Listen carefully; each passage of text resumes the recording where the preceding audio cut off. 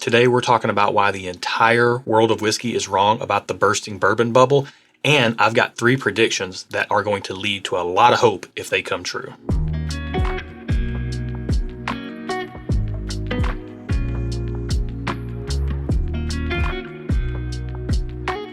Welcome to Stuff and Whiskey. I'm Erin. I'm Josh. Thank you so much for joining us today. These Tuesday videos sometimes are just topical conversations about things happening in the world of whiskey from the consumer and hobbyist perspective, which is who we are as people. Erin being a social sipper, me being a little bit more of a whiskey nerd.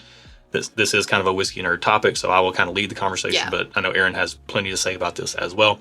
So we're going to get into it. Okay. I've got some predictions that I think are very hopeful for the years ahead for those of us who are enthusiasts about the hobby, and we'll get into those a little bit later in the video. But first, we got to talk about why everybody is wrong about the bursting bourbon bubble. It's a bold statement. It is. Now, is the bubble bursting? Yeah, probably. I think it's deflating. Yeah, well, I think there's 2 key points here. One, I hear a lot of doom and gloom about this, and I don't think that should be the case. I think we should be hopeful about it. I think we should be happy about it, that things are returning to normal, other than the fact that there are some people that are losing their jobs. Brown-Forman just announced they're doing some layoffs, and that is unfortunate, obviously. Outside of shrinking operations and people losing their jobs, as hobbyists, there's a lot of hope behind this, in my opinion. Yeah. So I want to talk about that, and I also need to talk about the fact that this isn't just bourbon. Like, we kind of get in this insulated, insular viewpoint, but this is happening over the last handful of years. This has happened in all industries. I'm into watches, I'm into cars, I'm into shoes. Over the last few years, all those things have boomed. And then kind of returned Yeah. down. Nature's healing, guys. Nature is healing. Things are getting back to the way they were before all the craziness ensued, and people were getting free money and had nothing but time on their hands, and they were looking for places to spend it. Things are getting back to normal. This is not so much of a bursting bourbon bubble, in my opinion. It's a little bit more of a market correction. Yes, I think it's exactly a market correction. And I think that's good because things have been crazy hard to find in recent years. The products on the shelves are multiplying, seemingly spawning like gremlins. Like rabbits. Yeah, it's crazy. And like, most of the stuff is just companies that are out there maybe looking for opportunities. They're being opportunistic about things being heightened.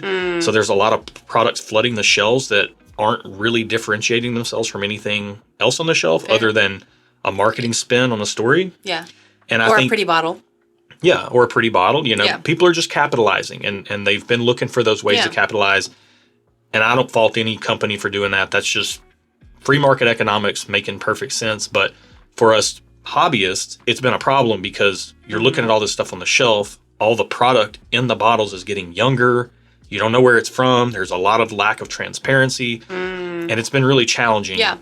And I think going forward, we'll get into it with this predictions, but I think that's going to be going by the wayside by and large. The thing is that those who are into bourbon because they were just riding the wave of popularity, that wave has crashed a little bit now. So they're going to go find another wave, and all of us hobbyists that actually care about bourbon and the community, we're going to have the beach to ourselves again. Yeah. What's better than having a crowded beach, having some people clear out, and having the beach to yourself? Not much. I would much rather have that than a crowded beach with a bunch of people. Now, look, are we going to get back to the days where we see George T. Stagg for $300? You know, it was a $100 bottle, now $150. For a long time, 5, 6, 7 years ago, you could get it for $300 if you're willing to pay up for it. In recent years, it's been $800, $900, $1,000 or more. You know, we've also got products that have been getting a lot younger, like Knob Creek picks. Used to be 14 or 15 years old. Those have all skewed down to like 9.5 years old over the last handful of years because of the demand being so high. And I think as things go, you know, return back to normal and demand returns back to normal, a more normalized rate. Maybe not normal. Right. Or like what it was pre-pandemic, but like more normalized. Yeah. Yeah. And you see this in everything, right? Yeah. Like, this is not just a bourbon thing. Yeah. It's just we get the blinders on, you know, and we all have a habit of doing that. Yeah. I'm not faulting any of us for doing that, but it's important to kind of take the blinders off and open up your perspective to other places that are experiencing this as well, other realms, other hobbies, things like that. All right, let's get into these predictions. So, okay, what do you predict? Prediction number 1. we're going to see less shelf clutter in the coming years because brands that were only in it to make a quick buck off the popularity of bourbon, they're going to go away. They're either going to go out of business or they're going to sell or they're going to be liquidated or whatever. Like, it's already happening. People are selling off stocks. And I think that, as with anything, when popularity wanes, you know, there's not as much money to be made and opportunistic people are going to move on. Simple economics. Yeah. Prediction number 2, and of all the predictions, this may be the most shaky one. Okay. But I think we're going to see less limited edition releases. Like, there have been a lot of limited editions releasing in recent years. And those are typically more expensive. Yeah. Okay. Yeah. So you think we'll do less of them because people probably aren't going to be paying for them. Like, the demand won't be there for them as much. Case in point, Jim Beam released Old Granddad 16 year, which was a $200 bottle, $175 to $200 depending on where you bought it, and it sat. Like, people were lining up at the distillery thinking it was going to be a high commodity item.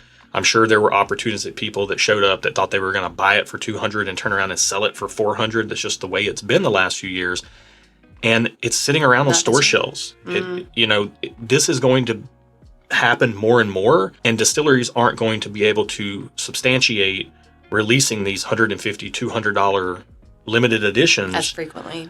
Yeah, it's like if everything is a limited edition, how limited is it really? You know, that's a good point. Yeah, Jim Beam is to me the best example of this. I used OGD 16 year, but all those Knob Creek picks used to be 14, 15 years old. Then they all went to 9.5 years, and Jim Beam started releasing Knob Creek 12. They released Knob Creek 15.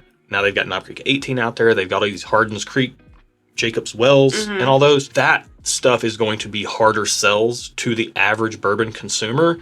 And at some point, the companies are going to have to respond to that, and they're going to have to start making less of these type of things so that what they do release is more special, actually special. To actually warrant the price tag it will have. Right, exactly. And closely tied into that is prediction number 3, which is that we are going to see all the stuff on the shelves and all the products like the single barrel programs at distilleries, those are going to get better because they're going to become higher quality.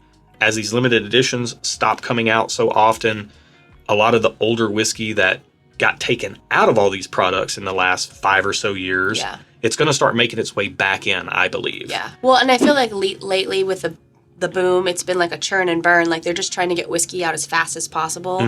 And now I think distilleries are going to be able to take more time to age the whiskey before they sell it. So the whiskey they will be putting out will be higher age, which in theory you would think would be higher quality. We'll see, but... Or at least that's the perception in the market. That's the perception in the market, Which then creates more value in what you're buying. Yeah. Like, if we go out now and buy an Elijah Craig Barrel Proof that they dropped their 12-year age statement a couple of years ago, and at $80 or $90 in our market, that's not nearly as good of a value as having a 12-year age statement on it. You know, same for a lot of products out there. You know, when they start putting older stuff back in these products and start reducing the amount of younger stuff, it's going to appeal to more palates. Not everybody's palate, but broadly speaking, within reason of regular releases, I think the quality is going to go up. I think we saw it dip in the last 5 years on a lot of products, and I think it's going to come back around, and I'm really excited about that. And I think because of all this is why I think the entire whiskey world is wrong about the bursting bourbon bubble. Yeah. Not that the bubble isn't bursting. I think it is. There's no need to have the doom and gloom about it. As enthusiasts, as whiskey drinkers, we're not employed by the whiskey industry. That is sad. But as whiskey drinkers who enjoy the hobby, as hobbyists, it's actually a good thing that this bubble is slowly, I'm calling it deflating. It's not bursting, it's deflating, in my mind. Yeah. No, I think that's a great point. I think we should celebrate this. I think we should raise glasses to it. Yeah. I don't think there's any reason to be sad about any of this whatsoever. I think we should be very, very hopeful about the future, even within just the next few years. Yeah. Because a lot of these distilleries, to your point you made earlier, they made all these responses to try to keep up with the demand. Surging demand. Oh, yeah. Demand was surging. And they did what they could. I feel like the distilleries answered the call. Yeah. And now, like, Batman has saved Metropolis, and everything can go back to normal, you know? Yeah, but they geared up operations, geared up production and distillation and aging for all these things.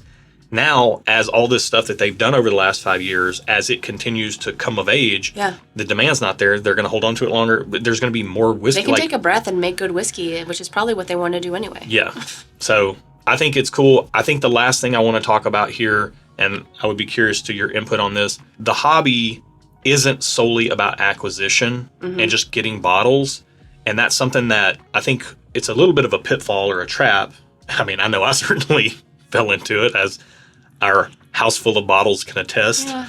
It's easy to do. I can see how you did it. It's fun. It's fun. It's fun to acquire more bottles. Yeah. But the acquisition of bottles doesn't make you any more or less of a hobbyist than anyone else. Having 500 bottles doesn't make you any more of a bourbon nerd or a bourbon enthusiast than having 50 bottles. Or 5 bottles. Or 5 bottles, if you just keep 5 bottles. I look at this like I look at, again, I mentioned I'm into cars, watches, shoes. I've been into these things pretty much my whole life. I don't have to have 50 pairs of shoes to be a sneaker. Although I think you do. I do. I'm trying to make an analogy. Well, how about you pick one that's accurate? I don't have to have 500 pairs of shoes to be a sneakerhead. I can have 5 pairs of shoes. Yeah. I don't have to have 24 watches to be a watch nerd. I can just have a few nice watches. Yeah. I'm not Jay Leno or Jerry Seinfeld. I can't have a garage full of Porsches. I can save up my money and hopefully one day be able to afford one. And until then, I can just admire from afar and study and all that stuff. But it's you not. can still call yourself like a car person. A car person and a Porsche enthusiast. Yeah. That's what I like. Yeah. I don't even have a Porsche and probably won't have one for many years to come. That being said, it doesn't make me less of an enthusiast. So just because all this stuff is happening with basically supply and demand and purchasing or not purchasing of bourbon bottles, that doesn't affect you or I as hobbyists, enthusiasts, because you don't have to continue to keep buying stuff. You can kind of just zero in. I mean, I don't even, again, I focus on what I like and I only, buy that. I pay attention to other things because it's fun, but I kind of focus on what I like and that's what I buy. That applies to cars, shoes, watches, and whiskey. So I think there's a lot of hope. Like I said, hopefully you do as well. Turn that frown upside down. The best days are ahead of us. So if you think so too, leave this video a thumbs up down there. Go ahead and subscribe to the channel if you want more conversational content like this. We do it periodically here on Tuesdays. We talk about all sorts of industry and hobby related topics along with a bunch of other styles of content, and do a bunch of blind tastings on Mondays and Thursdays. So you can tune into all that by subscribing. And if you want to have this conversation and continue it in the comments, leave a comment, let us know what you think. And if you want it to be more of a two-way conversation, you can get plugged into our Patreon community at the link in the video description, and that will port you into our Discord. And we are having conversations over there nonstop, all day long. You would be hard-pressed to think there's any bursting or deflating of bubbles with as much conversation as is going on in our Discord community. So you can get that as well as our barrel picks and a bunch of other stuff over there on Patreon. And you can check out Stuff and Whiskey if you like shirts like this. Be good, do good, drink good whiskey shirts. That's what we're all about. All kinds of stuff. So check it out. All right. Thanks so much for watching. Be good to each other, y'all. And until next time. Cheers.